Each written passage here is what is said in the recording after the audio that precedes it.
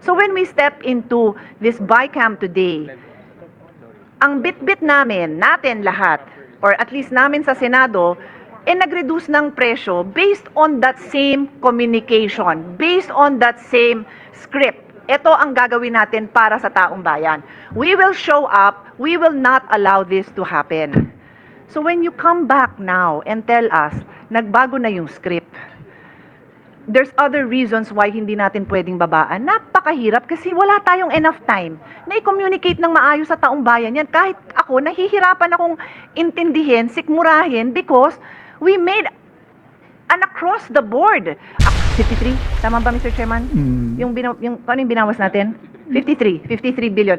Parang 53 sa magic number. Yun din yung sa PhilHealth na NEP na kulang tayo ng 16 billion. Just to say, okay, kung mga numerologists dyan, 53. Okay, 53 billion yung, ha? Natandaan ko lang. 53 million yung natanggal sa Senate version. And that was based on the recommendation that the DPWH gave us, correct? Sorry, no. Let me clarify. In the committee hearings, I was asked a question, Madam Senator.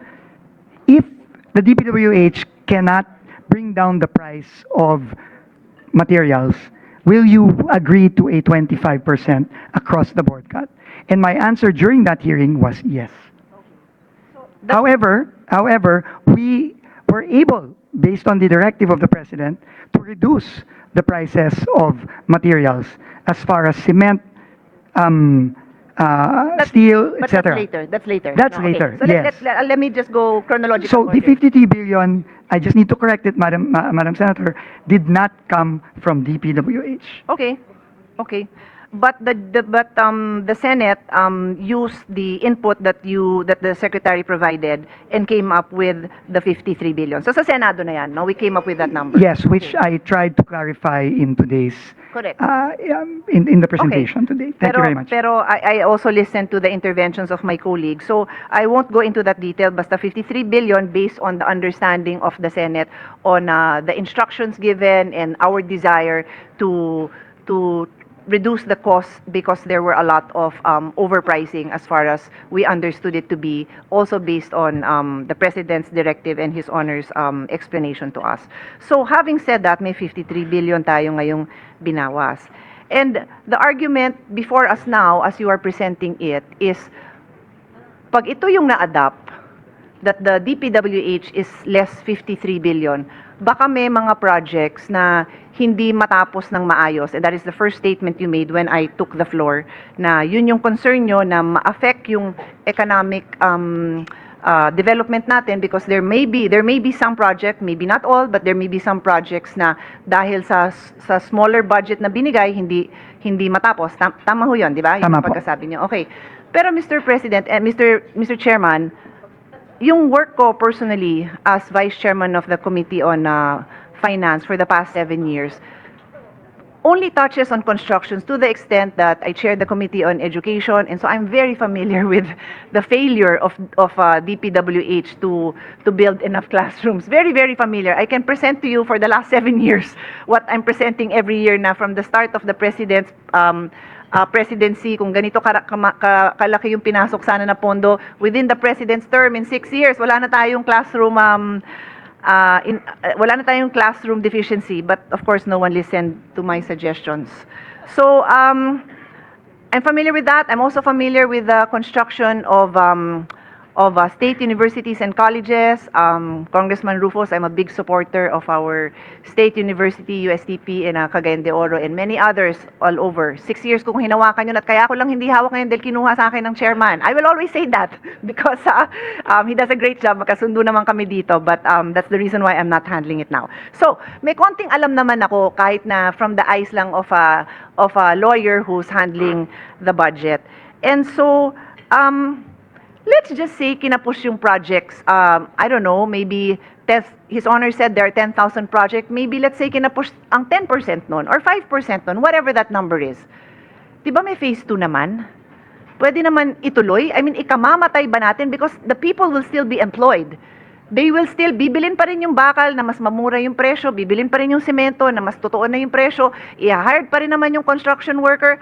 ay, kaya lang yung nabigay kasi nyo sa Senado, ang kukulit nyo kasi, gusto nyo mag-ingat, ang binigay nyo medyo kapos, di ituloy sa susunod na taon, ikamamatay ba natin yun? Perishable ba yun? Yun lang naman ang tanong ko because I have encountered this issue so many times because pag humingi ako ng budget para dun sa construction ng State University dormitories, by the way, that is my passion sa mga colleagues. Sa mga lugar nyo, sabihin nyo sa akin kung meron tayong matutulungan dyan sa susunod. It's my passion. Pag kinulang, edi next phase 2. Pag kinulang, edi may phase 3. So, yun lang naman yung sa akin. And after I get an answer from the secretary, I'll tell you why I'm exploring this option because of the next point I'm going to make. Just to, I think, simplify the answer to this question, Mr. Chairman, Madam Senator, I think the concern is, kapag po, halimbawa, no, yung proyektong pinakita natin kanina sa Region 4B, that was in Romblon, no, by the way, kung ganun po kalaki yung cut doon, no, 68 versus I think yung tama dapat na cut na 37% instead of 68, so kalahati. Wala pong magbibid doon sa proyektong yun. Wala magbibid. Kasi po, hindi po kaya, no? So, ang pwede pong gawin ng DPWH doon is igsian yung, imomodify po yung proyekto. Ibig sabihin, kung yan 10 kilometro dapat, pwedeng gawin ng DPWH, iigsian, no, yung proyekto nyo para lang maging implementable. Pero, yan po, ginagawa po yan, no? It's called modification, no?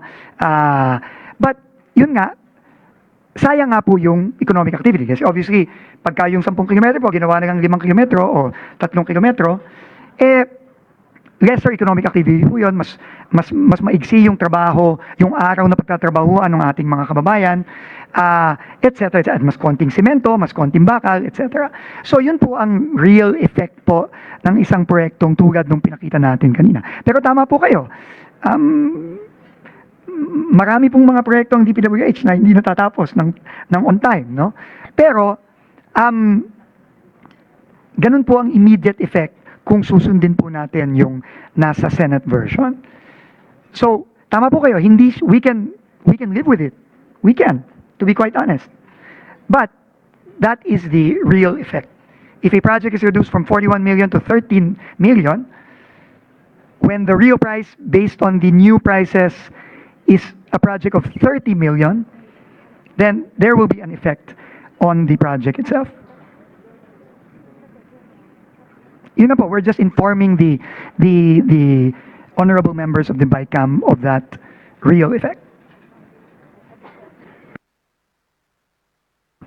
Okay, so I understand, no? You're basically agreeing with me that if necessary, pwede naman ituloy yun the next year, okay? And the reason, and I understand yung nanghihinayang po tayo na, pero kung pwede naman buuin, sino ba naman may gustong mabitin? For example, may sports project ako dun sa probinsya ni Congressman Abet Garcia. Ba't ko naman ipapa 2 years from now kung pwede nang mabuo next year, kung pwede nang maglaro yung mga bata doon, kung pwede na tayong magkaroon ng the next Southeast Asian Games champion doon, di ba? Bakit nga naman? I agree. But, ito na nga yung next point na sinasabi ko. Mr. Secretary, you will recall how important communication is, especially during the time that you were the COVID SAR, the vaccination SAR. No less than WHO emphasized that one of the pillars in addressing this COVID epidemic was proper communications. Apat lang yung pillars nila, di ko na maalala yung 3, pero yung communication, imagine, was included in the pillars, communication. So ito nangyari. Nabalitaan na merong mga flood control and massive corruption in DPWH. And the President made a statement about it. And then DPWH stepped up under your leadership and addressing this, going on site, identifying the areas that were victims of this massive corruption. So what did we communicate to the people? Hindi tayo papayag na may ganitong klaseng korupsyon. Hindi tayo papayag na may mga kontraktor at may mga konsyabang government employees, officials from all levels, hindi tayo papayag. That is the message. That was what was communicated. So when we step into this BICAM today, ang bit-bit natin lahat, or at least namin sa Senado, nag-reduce ng presyo based on that same communication, based on that same script. ito ang gagawin natin para sa taong bayan. We will show up. We will not allow this to happen. So when you come back now and tell us, nagbago na yung script, there's other reasons why hindi natin pwedeng babaan. Napakahirap kasi wala tayong enough time na i-communicate ng maayos sa taong bayan yan. Kahit ako, nahihirapan akong intindihin, sikmurahin because we made an across the board, across the what do you call that? An all of government, all of government. all of government approach. Whole of government approach, di ba? The President, his alter ego, the Secretary, members of the House, members of the Senate. Tapos, ang pinangahawakan ng mga tao is we will not allow this overpricing. I know it is not as simple as that. Many times, I have had to make tough decisions in pushing for measures, including, let's say, the CREATE law. Hindi naman lahat masaya ang mga businessmen doon dahil may mga tinamaan. Sabi natin, wag na natin ibigay yung todo-todong, ang tawag dito, yung deductions, yung incentives. Yung incentives that they have been receiving for 40 years. Siguro naman, after 40 years, pwede na kayo magbayad ng tax, di ba? Pwede sila masaya, but we have to do the difficult thing. So, I am very willing, Mr. Chairman, to do the difficult job. To try to see kung papaano tayo makakapag-provide ng more support to economic activities, especially in the countryside. But it cannot be at the expense of people thinking that we are backtracking.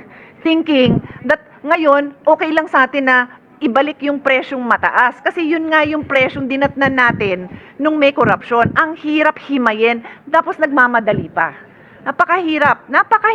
At hindi ko yata kayang gawin kasi nga, hindi yan yung kinommunicate natin sa mga tao. Kaya even though, and I think my colleagues will vouch for this, I'm always willing to listen. I'm always willing to listen to change my mind if I am presented with facts, with evidence that will require that I change my mind. That is our job. Hindi bagay dito yung sarado utak. So kailangan open tayo.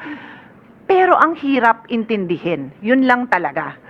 So that is where I personally have difficulty. And you know that, Mr. Secretary, ikaw pa, I always listen to you. Intindihin nyo lang sana po kung gaano kahirap ito kasi the people also trust. Sabi nyo nga, it's a trust issue. Yes, and the people trust us. So we cannot just say, ibabalik yung presyo. I heard you, Mr. Secretary. Hindi totoo, ibabalik yung flood control project. I heard you. Hindi totoo. Lahat ng hindi totoo, I heard you. But simply putting back that budget sends the wrong message. And we know that. We know that. We are all communication experts in our own little way. So, yun po, if somebody can shed light, can improve this communication in the next 24 hours, then let's try to do it because no one here does not want to see countryside development. No one here does not want to support. O baka double negative, hindi maintindihan. Baliktarin ko na lang. Everyone here wants to support development in Mindanao, in Visayas, in Palawan, of course. Lahat, hindi, tinuro ko na kanina pa. Lahat naman gusto, pero sa panong paraan na ang tao kaya nilang intindihin na hindi natin tinatalikuran yung ating commitment sa kanila, na hindi tayo papayag na may kalokohan and all, I say all, the safeguards are there. So, yun lang, Mr. Secretary, you know me well enough to know that I don't want to make your job harder than it is. I have so much admiration for the work you have done and the work you continue to do. But help us out here because this is not something that we can easily just say, okay lang, balik sa presyong gano'n. Mahirap po. Unang-una po, Madam Chair, maraming salamat. At tama po lahat ng sinabi nyo. This is a trust issue. But I think, first and foremost, hindi po ibig sabihin na kapag sumunod po tayo sa budgets ng mga proyekto sa HGAB, ibig sabihin, ibinabalik natin ang overprice. Yun po, I think, ang paulit-ulit ko na rin pong sinasabi. Bakit po? Dahil binabana po ng DPWH, dahil sa direktiba ng Pangulo, ang presyo ng mga materyales. Binabana po. Ang question na lang po dito is, paano po ia-apply yung pagbaba ng presyo sa bawat isa sa mahigit 10,000 proyekto na naibaba sa Senate version. Yun lang po yun. No? Pagka po sinunod natin yung reductions base sa Senate version, meron po tayong makikitang mga proyekto tulad ng mga ipinresenta namin kanina na posibleng hindi may implement in full. Tama din po kayo. Pwede namang ituloy yon next year. Tama po kayo doon. Pero ang hinihiling po namin sa Senado at sa bicameral is payagan po ang DPWH na magbaba nung mga presyong yon.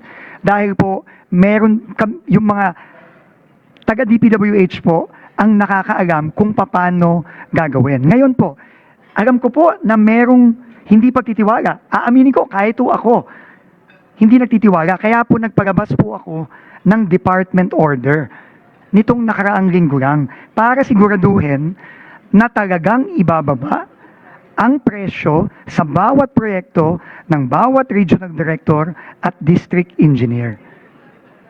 Yun po ang pinresenta ko ngayon. Kaya po ako nagpapasalamat sa imbitasyon ni Chairman Win at ni Chairperson Mika.